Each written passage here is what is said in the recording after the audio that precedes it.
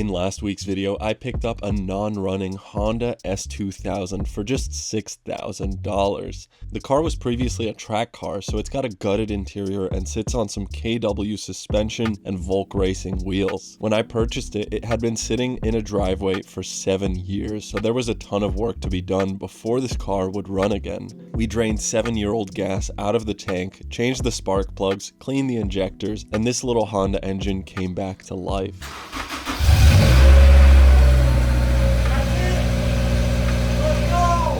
In this video, I'm going to drive the car for the first time, hit VTEC, and smack the limiter at 9,000 RPM. But before we do that, this car needs a ton of work. Before I feel comfortable even taking it out on the road, every single fluid is getting changed out. We're doing some major engine services, a new exhaust system, fresh tires, a pesky check engine light, and so much more to get this car ready for the canyons in Los Angeles.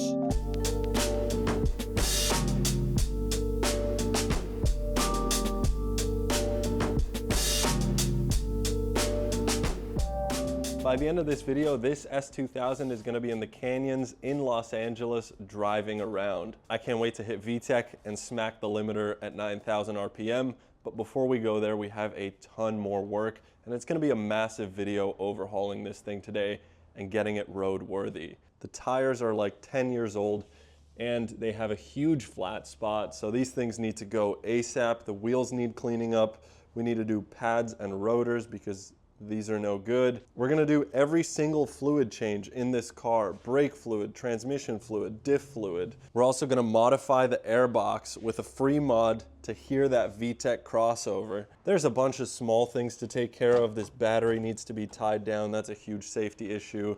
The interior also needs a little bit of love, and although I can't restore this interior today, I do think I wanna do that at some point. And then we need to change the exhaust setup because currently it's a 3-inch straight pipe with a single muffler, no cat, and this thing sounds like a loud Honda, which is not ideal. This is the only muffler on the car, and other than that, it is 3 inches all the way to the valves. It's way too loud, and if you know anything about Hondas, they don't sound that good with 3 inches all the way back. But I have this exhaust system here, which should help clean up that sound.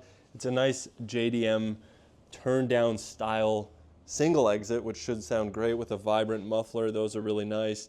And then most importantly, the stock catalytic converter. Anyway, this thing is going to be a completely different car by the end of this video, and hopefully we'll have undone 7 years of this thing sitting in a driveway.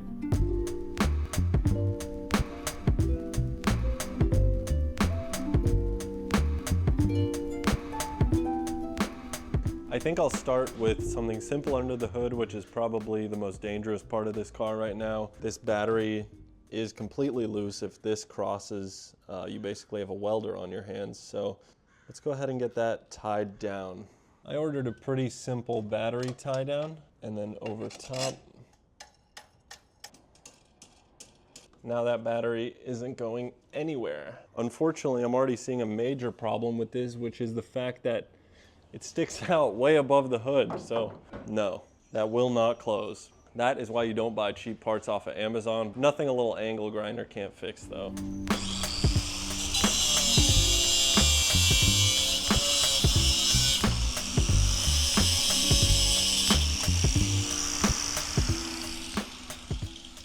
Let's see if that's any better.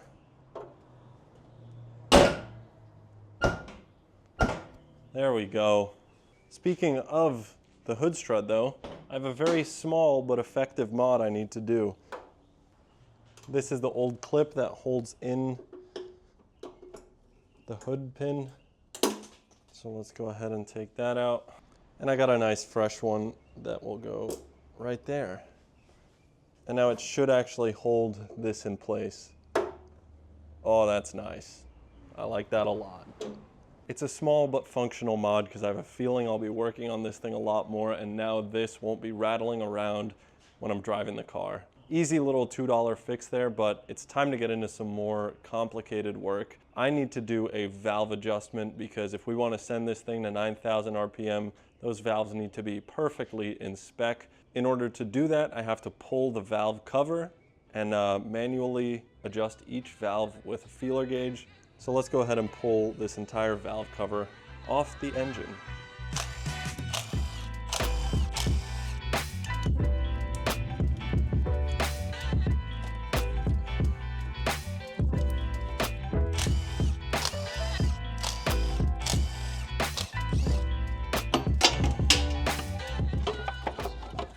Come on, it's so close. There it is. Wow, it's actually super clean under here. Take a look at this, people. Cam gears, that is proper race car stuff right there. That is so cool. Instead of using the timing chain going across the two cams, the cams are gear driven off of one timing chain. That is so sick. Now essentially the reason I'm under here is to adjust these valves right here. We need to adjust the clearance between these rockers and the actual valves. If the tolerances are even slightly wrong, it can cause misfires and a whole bunch of problems. We can do damage to the valve train, and at that kind of RPM, we need everything to be just right in spec. So let's do some adjustment there, see what it looks like right now. Now I got a 19mm wrench. We got to turn this over just a little bit. What the fuck? All right, so here's the different feeler gauges. This is the lowest tolerance spec for the intake, and this is the highest. This is about the middle of what the exhaust side should be at, and that feeler gauge is not going anywhere in there. So that's too tight. So what we'll do is take this valve adjustment tool. It has a screwdriver on the inside and a hex, a 10mm on the outside. So you put the 10 on there, line that screwdriver up, and then we'll loosen this guy. And now what we can do is turn the screwdriver to actually loosen the valve. And I think this one low-key needs quite a lot. So let's see if that fits any better. There we go. So that's where that needs to be. The other side is the same deal. It's way too tight. That will not fit in there. Okay, so we'll put the tool on. We'll lock the screwdriver in.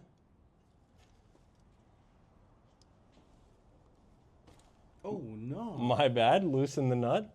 Dang, I gotta call Ocean now. And then we'll loosen the valve.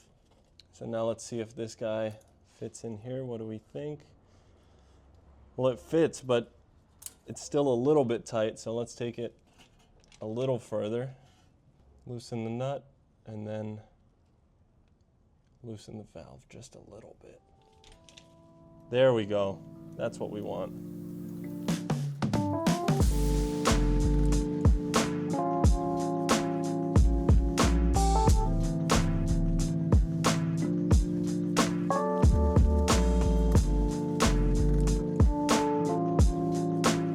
That's it for the valve adjustment. I also gotta say it looks incredibly clean under the valve cover. This engine almost looks new. There's like no oil varnishing. This thing was well taken care of, and I appreciate that. So let's put the valve cover back on and move on to the next thing. I am not putting RTV on my old valve cover right now. I'm just kidding, I am doing RTV. Did you buy a gasket for it? I did, but it didn't show up. I would like to apologize to the entire S2000 community for this. It's a Subaru now with all this RTV.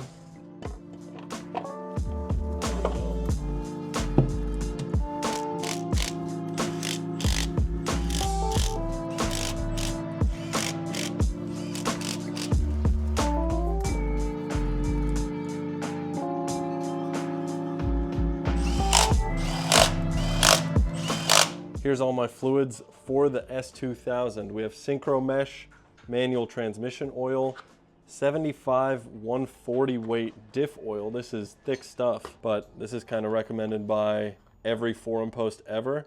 And then blue coolant and .4 brake fluid.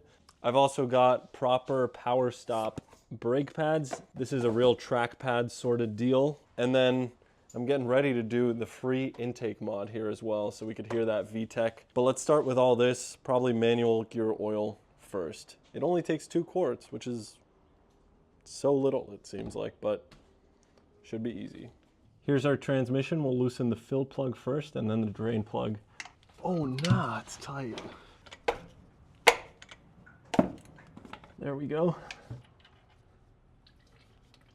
Oh, that's pretty clean fluid. That's nice.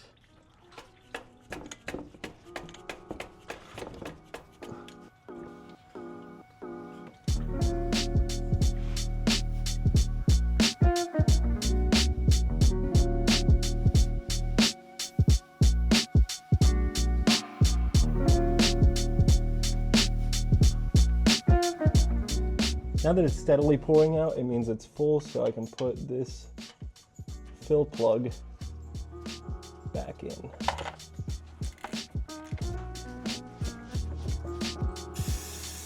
With our manual transmission oil done, let's head to the back of the car and do some differential oil. The fill plug for the diff is a 23 millimeter. Oh wow, that was easy. Which is just a psychotic size to use, but I had to throw a 15/16 wrench on there because I don't own a 23 millimeter. Same thing, fill plug first, and then we'll do the drain plug down here.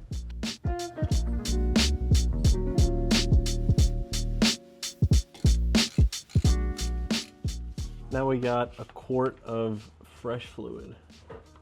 Thankfully it's got this squeeze bag. Otherwise this would be very difficult. There we go, nice and full. We'll let that drip out for a sec because that looks a little overfilled. And then just tighten that back up.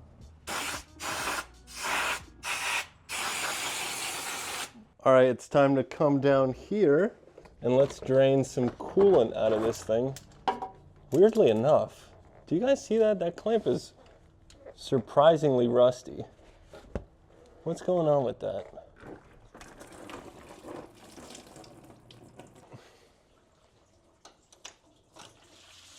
Oh my God. What the fuck? Whoops, I think I spilled a little. I gotta be honest, that was not my proudest coolant pull, but we're gonna refill this thing. I've got concentrated water. Concentrated water. Dude, the water's locked in. Honestly, the coolant that came out of this thing looked super clean, so it makes me even more mad because this was probably the one thing that was not necessary, and I made a huge mess doing it, but at least I know it'll be done.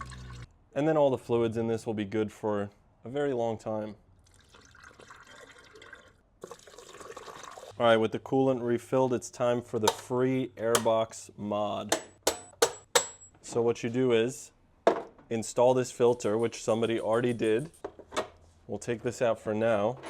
I already cut this piece of plastic out, so now it's a more open flowing design and you get all the sound out the front.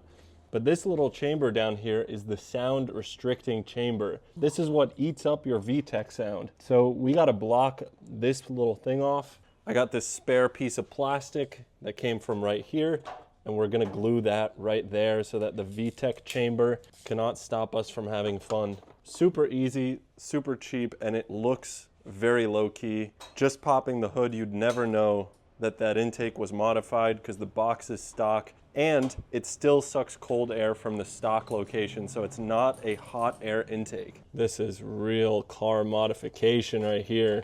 Call me a fabricator.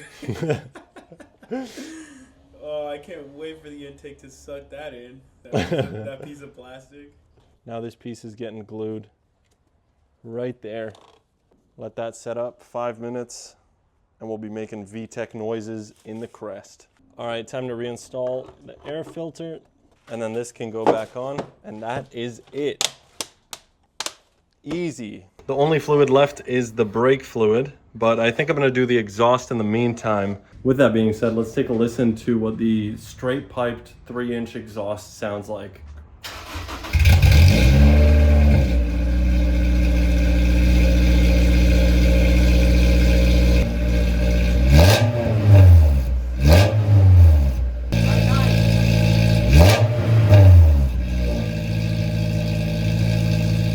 That was 3,000 RPM. That's as high as I'm daring to go because my neighbors are gonna try and evict me otherwise. What do you think? Good sound? Beautiful. Beautiful. It's a Honda, baby.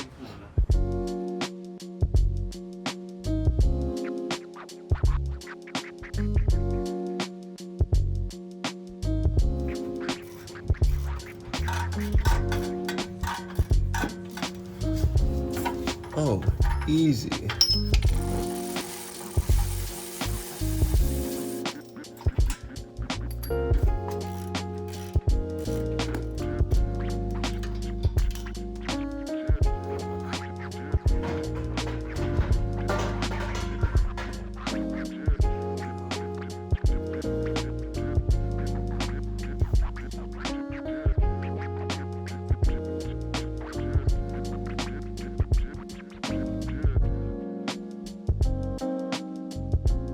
Here you can quite clearly see the difference in the two exhaust setups. At the back, both of these exhaust systems have decently sized mufflers. This one's a tiny bit smaller. The difference is going to be in this midsection up here, where we have a vibrant, ultra quiet resonator and the factory catalytic converter. These two added mufflers here are going to make this a livable exhaust setup. As it sits right now, I haven't dared to even rev this thing above 3,000 RPM because it's just that loud and I don't want to piss everyone off here. I'm also happy to have the factory cat back in the car. If we ever go to the racetrack, I'll save this exhaust and it'll get a little more performance out of the car, but I think for livability, a cat is nice. We're gonna throw this on and see how it sounds, and I'm really excited. I like the look of the JDM tip as well. I think it's pretty cool. With that being said, I have to hurry up because at 2 p.m. today, I have a tire appointment at Acura in Glendale to get some new tires on these wheels so I can finally drive this thing up in the canyons. So let's put this new exhaust on.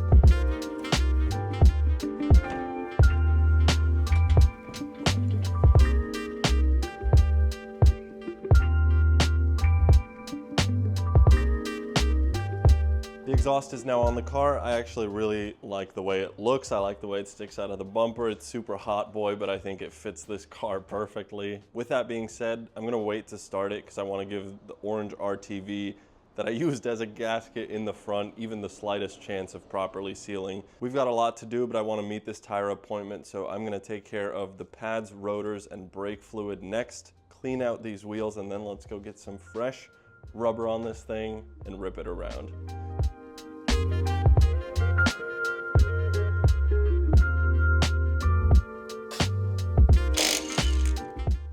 Wow, these are super light.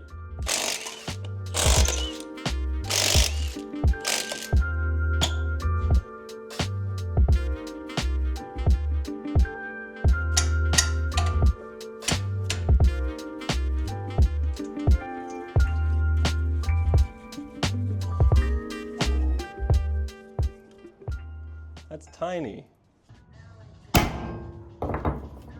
There you go. Yes, beast.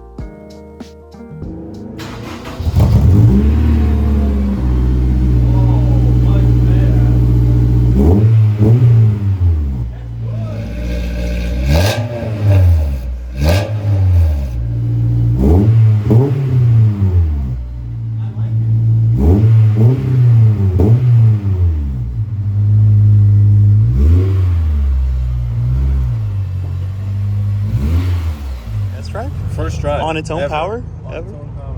Okay, let's go. Should we hit VTEC right away? Yes, immediately. Oh, it's so much quieter. Yeah, That's it is. nice. You could live with this.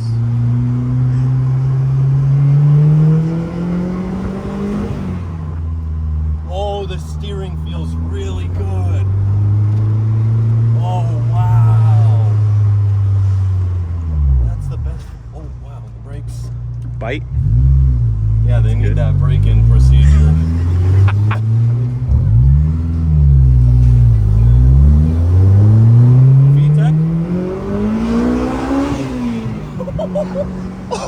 Dude, that sounds so good. Like your type car. Hey, yo. VTEC?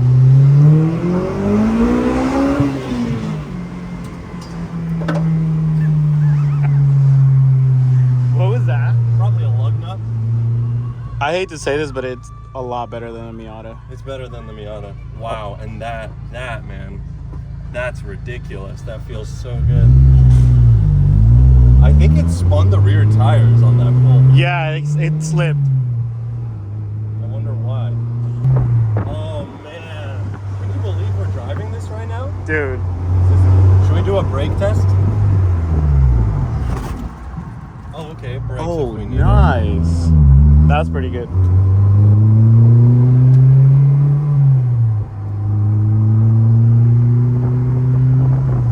How's it shifting? Really, really nice. I don't know if it's also the fact that we changed the gearbox fluid, but it feels really good.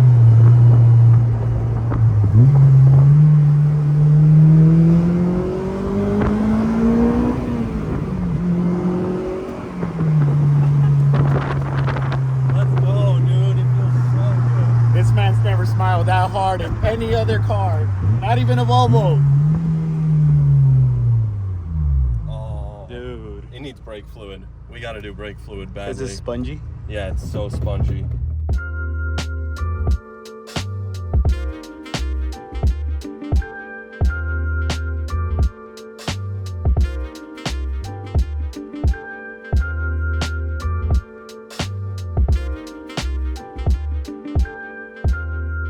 We got some sweet, fresh rubber on the S2000. These are Yokohama Advan tires. They're 300 tread wear. They're not the most insane thing ever, but I think they're perfect for this car considering I do want to street drive this car still. I think these are sick and this car already feels so much better on these tires, but we got a big problem. On the drive back from the tire shop, we got this. Little check engine light, baby. I've been looking for this OBD port for like 10 minutes. I can't find it. Where is this port? It's nowhere to be found. All right, well, after searching for way too long, it turns out it's right there on the freaking passenger side of the car, man. There we go. Let's see what kind of codes we got. Air system A, incorrect flow detected. Air system A, incorrect flow detected. All right, taking a look under the car here. This code is related to the secondary air injection system here. And I've looked kind of quickly at all these vacuum lines. They look fine. It sounds like online this solenoid is kind of a common problem. What in the world? I'm looking at this wiring here. It's hard to get a good look if that's the right harness, but I see some frayed wires down there.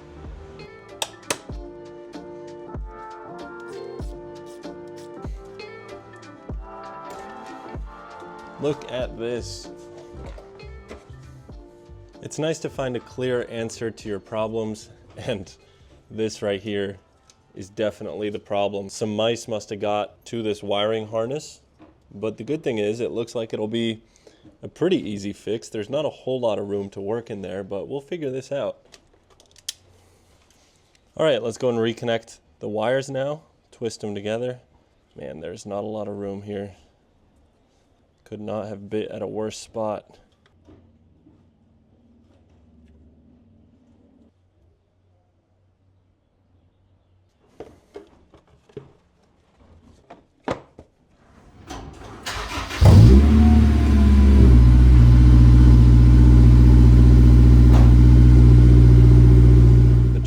light's gone, which is fantastic. I guess when you have an engine that's this simple, the repairs can only ever be so complicated, which is definitely nice. Being able to fix something and not having it require any parts to do it is always a treat. Setting off car alarms back there. This thing is crazy to drive. It's so raw because there's literally no interior. You hear absolutely everything. Every little pebble that hits the road, every bump sounds like you've crashed the car. But man, it is so fun to drive. This car is also surprisingly quick to drive. I don't know why I expected this thing to be slower, but it's 240 horsepower in a car that weighs absolutely nothing. Of course it's gonna be quick. The seats hold you in really nicely, which is nice because the suspension's quite bumpy and the steering is incredibly responsive. Incredibly responsive.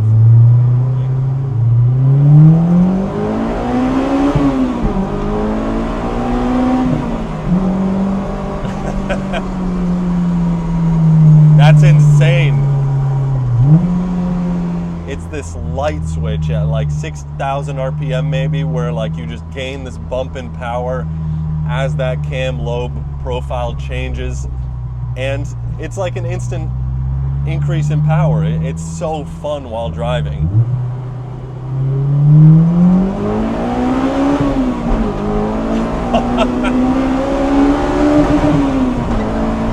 And of course, banging the limiter at 9,000 RPM. Hitting the tunnel again.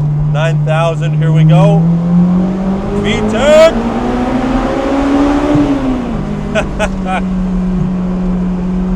Oh my God.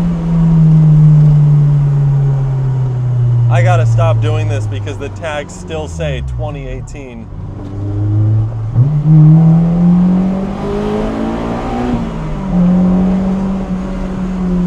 Oh my goodness. It's so fun. Anyway, that's going to wrap it up. Thank you guys so much for watching. And finally, thank you to Squarespace for sponsoring this video. Squarespace is an incredible all-in-one website building platform that I've been using for over 7 years. Whether you want to launch a business like the merch site that I made using Squarespace or host a portfolio for something like your photography, Squarespace has an incredible all-in-one website building platform. Their 24/7 customer service is incredibly helpful, and I use it all the time to help me figure out little design details. If that sounds like something you're interested in, you can hit the link in my description for a 14-day free trial of Squarespace, and when you're ready to launch, go to squarespace.com/Wheelem for 10% off your first purchase of a website or a domain. The next video might be the biggest one yet on this car. I'm going to fully restore the interior of this thing, upgrade it, and fix the cosmetic issues, especially the hardtop, with some fresh paint. Thank you so much for watching. Peace.